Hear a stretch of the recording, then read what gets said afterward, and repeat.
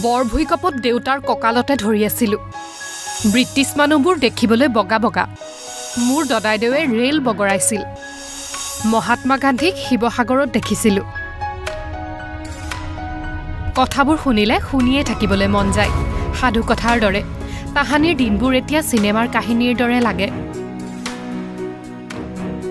তেওঁলোকে গুৰকি অহা অতীত সেয়া। চকুৰ সন্মুখতে কি কি দেখা নাই তেওঁলোকে। আইতা হেমলতা সন্দিকৈ 100 বছৰীয়া হ'ল।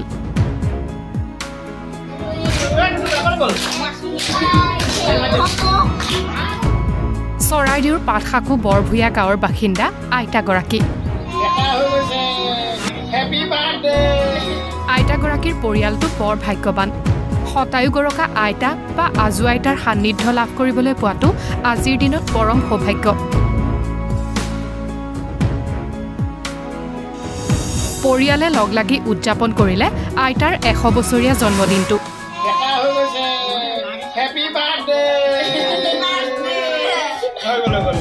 বৰ্তমান হুবহু মনত নাথাকিলেও আইতাই সংক্ষেপতে কৈ গ'ল 1950 চনৰ বৰ ভূঁইকঁপ, মহাত্মা গান্ধীক দেখা পোৱা, সৰু পথাৰত ৰেল বগৰোৱাৰ কাহিনীবোৰ।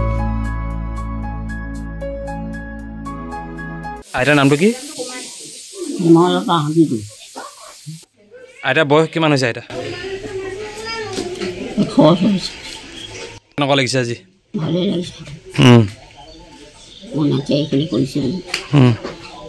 1950 চনত যিটো বৰ ভূঁইকঁপ আহিছিলে, ভূমিকম্প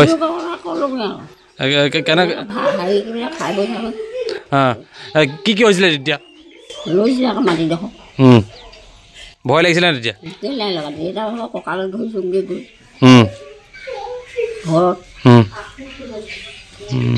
বাহিৰলৈ ওলাই গৈছে বোলে। এইখিনি মই ভূমিকম্প আহিলে মই কঁকালতে ধৰিছোগৈ, ভয় লাগিছে। তাৰপৰা আপুনি ব্ৰিটিছৰ মানুহবোৰক দেখিছিলে নাই? দেখিছিল। কেনেকুৱা দেখিবলৈ? বগা বগা বগা বগা। আপোনালোকৰ কোনোবাজনে ৰেল বগৰাইছিলে? দদাইদেউ হয়। আইতাৰ জন্ম কোন ঠাইত হৈছিলে? লকা দীঘলপাচি। আপুনি মহাত্মা গান্ধী ক'ত দেখিছিলে? ক'ত দেখিছিলে মহাত্মা গান্ধী? মহাত্মা গান্ধী শিৱসাগৰত দেখিছিলোঁ। শিৱসাগৰত দেখিছিলে। গৈ আছিলে আৰু আমি এনেকৈ থিয় হৈ চাই আছোঁ। আইতাৰ স্বাস্থ্য ইমান ধুনীয়া হৈছে, আপুনি কি খাইছিলে নো আগতে? আগতে সস্তীয়া খাইছিলোঁ। মানুহটো তেতিয়া চাকৰি আছিলে, যি যি বস্তু। আৰু মানিমুনি খাইছিলে? মানিমুনিটো লোকেল বস্তু খাইছিলে নেকি আপুনি? বয়সে 100, কামত এতিয়াও তজবজীয়া হেমলতা সন্দিকৈ। ঘৰ সৰা, পাচলি কটা, চাহ বনোৱা কামবোৰ নিজেই কৰে তেওঁ।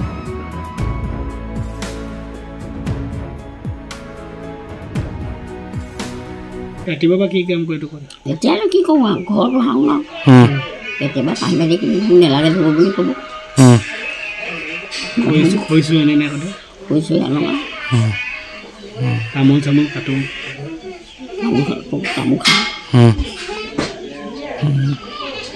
বৰ্তমান সময়ত মানুহৰ আয়ুসৰ উমান পাবলৈ কঠিন হৈ পৰিছে। খাদ্যাভ্যাস, কৰ্মব্যস্ততা আদিৰ প্ৰভাৱত মানুহৰ শৰীৰত ঠাই লৈছে অগণন বেমাৰে। কিন্তু বৰ্তমানেও সুস্থ পাটসাকুৰ 100 বছৰীয়া হেমলতা সন্দিকৈ। 1925 চনৰ 17 মাৰ্চৰ পৰা 2025 চনৰ 17 মাৰ্চলৈকে 100 বছৰীয়া পৃথিৱী দেখিছে হেমলতা সন্দিকৈয়ে।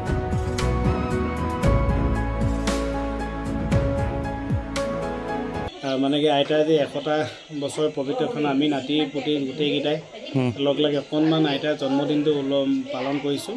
গাঁৱৰ মানুহসকলক মাতিছোঁ, আহক আমি সকলোৱে আইতাৰ এই 100 বছৰীয়া এই বৰ্ষটি যাতে আমি স্মৰণীয় কৰি তুলিব, তাৰ কাৰণে আমি সকলোৱে একেলগে কাম কৰিছোঁ। আৰু আইতা বৰ্তমান স্বাস্থ্যৱান হৈ আছে। তেওঁৰ বৰ্তমানলৈকে বৰ বিশেষ জটিলতা দেখা নাই আমি। স্বাস্থ্য জটিলতা বিশেষ নাই। এনেই ধৰক 100 বছৰ যিহেতু হৈছে, শাৰীৰিক ক'ৰবাত অসুবিধা দেখা দিছে যদিও ইমান বিশেষ জটিলতা নাই। আৰু আইতাই ধুনীয়াকৈ এতিয়া মানে দৈনন্দিন যিবিলাক কাম কাজ সেইবিলাক গোটেইবিলাক কৰি আছে তেখেতে। আইতাৰ পুৰণা কথাবিলাক মনত পৰে তেখেতে যেতিয়া আমি লগত থাকোঁ তেখেতে কয় তেতিয়া তেখেতে বোলে মহাত্মা গান্ধীকো তেখেতে দেখিছিলে মহাত্মা গান্ধীৰ পিছে তেখেতলোক গৈছিলে এটা সময়ত আৰু তেখেতে কথা কৈছে যে সৰু পথাৰ ৰেল বগোৱা কথা কৈছে স্বাধীনতা আন্দোলনৰ সময়ত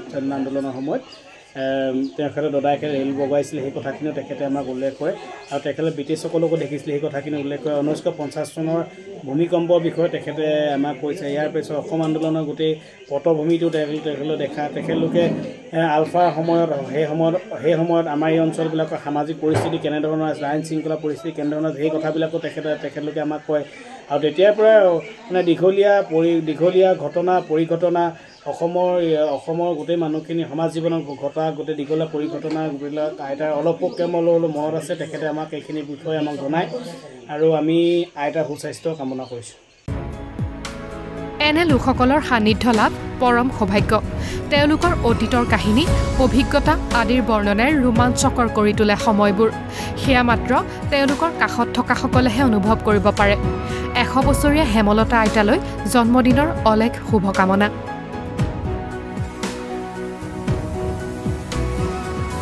মৰাণৰ পৰা স্বপ্ননীল দেউৰীৰ সহযোগত নিউজ ডেস্ক ঈশান নিউজ